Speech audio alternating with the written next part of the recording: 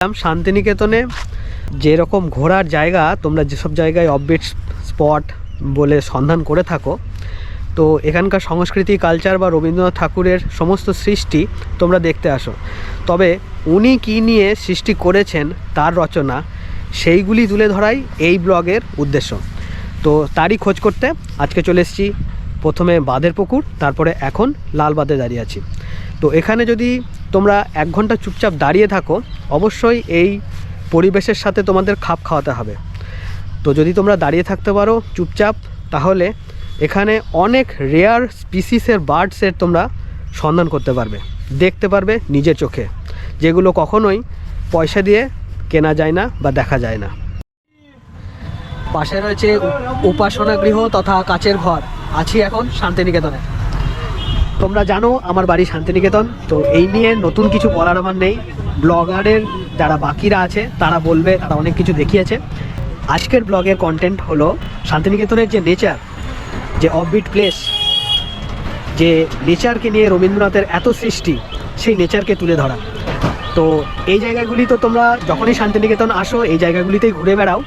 এই জায়গাগুলি ছাড়াও এখানে আর কি কি আছে সেইটি আজকের ব্লগের content.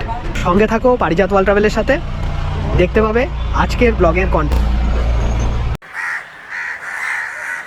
Hi friend, this is Koushik and welcome to my channel Parijat world travel.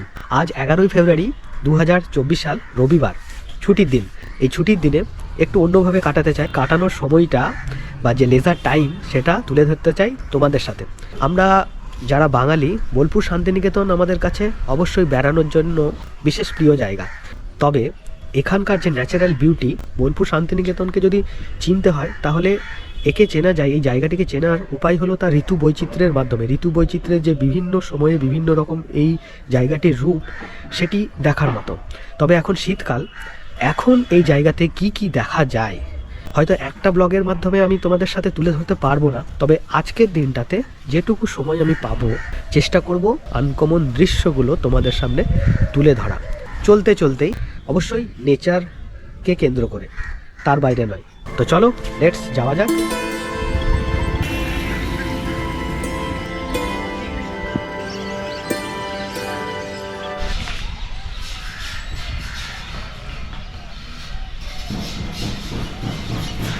আচ্ছা, আমার সামনে অনেক পরিযায়ী পাখি দেখাই তোমাদের, দেখো।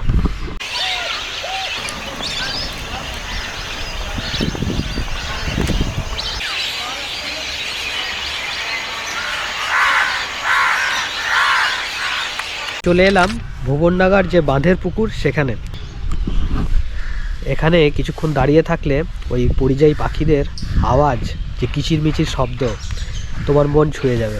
তো এই যে ভুবনডাঙ্গার যে বাঁধের পুকুর, এখানে এবছরেই পরিযায়ী পাখিরা এখানেই ভিড় করেছে। এই পাখিগুলো প্রত্যেক বছর শীতকালে বোলপুর শান্তিনিকেতনে আসে। এই পরিযায়ী পাখিদের যে স্পিসিস, তার নাম হলো লেজার হুইসলিং ডাক। এরা মেনলি এশিয়ার বা সাউথ ইস্ট কন্টিনেন্টেই এদের বাস, বিশেষ করে হিমালয়ের পাশাপাশি, মানে যেখানে ঠান্ডার জায়গা, সামার টাইমে। কিন্তু যখন এরা শীত পড়ে, ঠান্ডা থেকে বাঁচবার জন্য এরা আরও দক্ষিণে ছুটে আসে। এরাই হচ্ছে আমাদের শীতের অতিথি। আর সন্ধ্যের দিকে বোলপুর শান্তিনিকেতনের পাশে যে অজয় নদী, সেখানে আবার চলে যায়। তো দিনের অনেকটা সময় এরা এই বাঁধের পুকুরেই কাটায়। তো আমাদের উচিত আমাদের শহর বা গ্রাম, সেগুলি পরিষ্কার পরিচ্ছন্ন রাখা যতটা সম্ভব, কারণ এই পাখিগুলি তাদের পুরনো রীতি অনুযায়ী প্রত্যেক বছর এরা আমাদের অতিথি হয়ে আসছে। এখন ভুবনডাঙ্গার বাঁধের পুকুরে আছি, তবে এর ঠিক উত্তরে ওখানেই শান্তিনিকেতন বা বিশ্বভারতীর ক্যাম্পাস। আর আরও একটু উত্তরে গেলে পড়বে লালবাঁধের পুকুর। তো আমি গেছিলাম লালবাঁধেও। সেখানকার যারা মেনলি ট্রাইবাল কমিউনিটির মানুষ আছে, তাদের সাথে কথা বলেছিলাম। ওনারা যেটা বললেন, যে এখন এত বোম ফাটা, মানে সাউন্ড পলিউশন, সয়েল পলিউশন, এগুলো হচ্ছে, এরা নির্বিঘ্নে যে এখানে আসবে বা চড়বে সেটার সুযোগ নেই। সেজন্যই আগের থেকে অনেক কমে গেছে পাখির সংখ্যা। শীতকালে যারা পরিযায়ী পাখি লালবাঁধে না আস্তানা করে এরা এখন এখানে এসেছে, কিন্তু সংখ্যায় অনেক কম আগের বছরের থেকে। যাই হোক, তোমরা যারা পাখি প্রেমী, আমি রেকমেন্ড করব শান্তিনিকেতনে যদি শীতকালে আসো, শান্তিনিকেতন বিশ্বভারতীর ক্যাম্পাস সহ বিভিন্ন জায়গা ঘোরার পাশাপাশি এই জায়গাগুলিও তোমরা এক্সপ্লোর করতে পারো। তবে এখন যাচ্ছি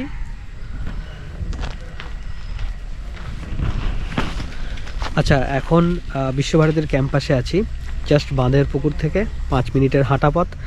যদি তোমাদের সামনে দেখাই, এই যে আশ্রম মাঠ যেটা আমরা বলি বিশ্বভারতী ক্যাম্পাসের মধ্যে,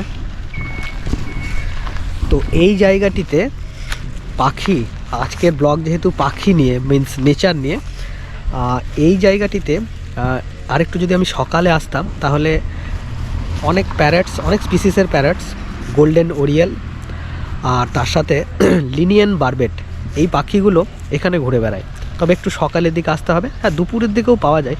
তবে এরা এখানে কেন আসে, মিন্স আমাদের চোখের আশেপাশে আমরা যেখানে থাকি, বাস করি, সেসব জায়গায় কেন এদের দেখা যায় না? এর কারণ একটাই, কারণ এখানে অনেক সাইলেন্ট এখানকার পরিবেশ, যেটা ওদের পক্ষে অনুকূল।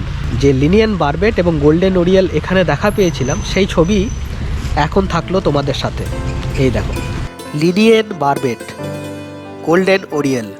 এবার যাব লালবাঁধের দিকে। একটু কানটা খাড়া করলেই অনেক পাখির আওয়াজ পাচ্ছি।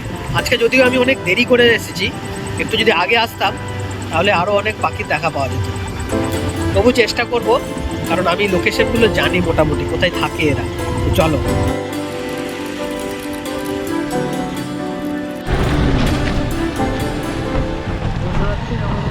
বাঁধের পুকুর থেকে চলে এলাম শিক্ষা ভবনের কাছে। এই যে আমার সামনে বাঁ দিকে হচ্ছে শিক্ষা ভবন, আর এই বাঁ দিকেই রাস্তা ধরে গেলে লালবাঁধের পুকুর, ওখানেই এখন যাব। তবে তার আগে এই দাদার কাছে চলে এসেছি। সকালের টিফিন এখনও করা হয়নি, তো নান আর তার সাথে কি হয়েছে দাদা আজকে? তার সাথে ঘুগনি, নানপুরি আর ঘুগনি। নানপুরি আর ঘুগনি। কত প্লেট এখানে?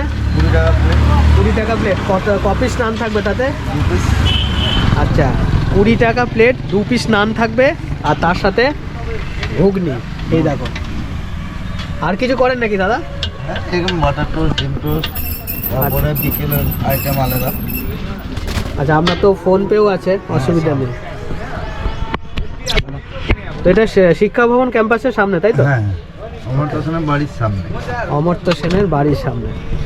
তো শুনলে অমর্ত্য সেনের বাড়ির সামনে, তো অবশ্যই টিফিনটা করার পরে রিভিউ তো দেবই, সঙ্গে শেয়ার করে নেবো তোমাদের সাথে। চলে এসছে নানপুরি আর ঘুগনি, এবার ট্রাই করা যাক।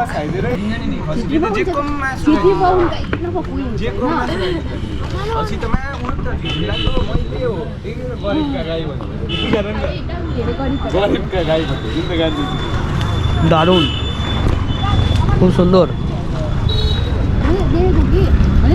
একটু ঝাল ঝাল আছে, যেটা আমার পছন্দ।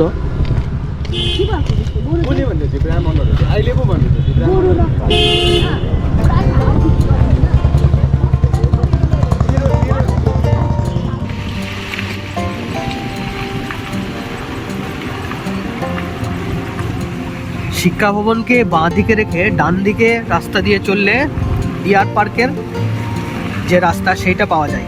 এর পাশ দিয়েই চলে যাব লালবাঁধ। এই যে সামনে ডিয়ার পার্ক, আমার বাঁ দিকের যে রাস্তা, এদিকে গেলেও ডিয়ার পার্ক পড়বে। আর এই যে রাস্তার পাশেই ডান পাশের যে পাঁচিল, এই যে এটাই হলো লালবাঁধ। এখন বিশ্বভারতী সমস্ত জায়গায় পাঁচিল দিয়ে বেষ্টিত করে দিয়েছে। যাই হোক, লালবাঁধ পুকুর কিন্তু অনেক বড়। এদিকটা যেমন আছে, ঠিক এর উত্তর দিকে আরও জলাশয় আছে, সেখানেই পাখিরা ভিড় করে, মাইগ্রেন্ট পাখিরা।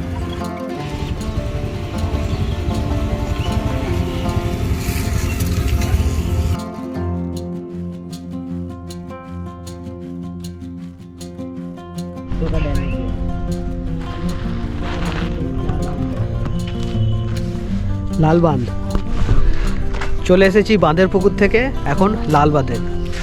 আর যদি তোমরা আমি যে দিকে আঙুল নির্দেশ করছি সেদিকে দেখো, এক্ষুনি দেখাবো তোমাদের কি দেখতে পেলাম লালবাঁধে এসে।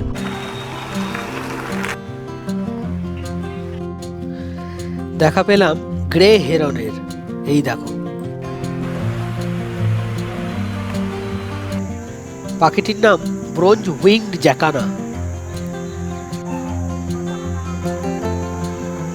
গ্রে হেডেড স্যাম্পান, এরা মূলত শীতকালেই এদের দেখতে পাওয়া যায় শান্তিনিকেতনে, অন্য সময় কিন্তু শান্তিনিকেতনে এদের দেখা পাওয়া যায় না।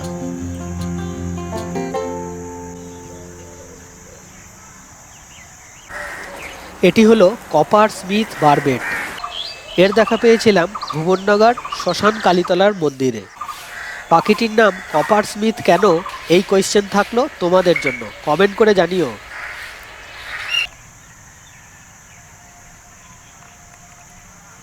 এশিয়ান গ্রিন বি ইটার।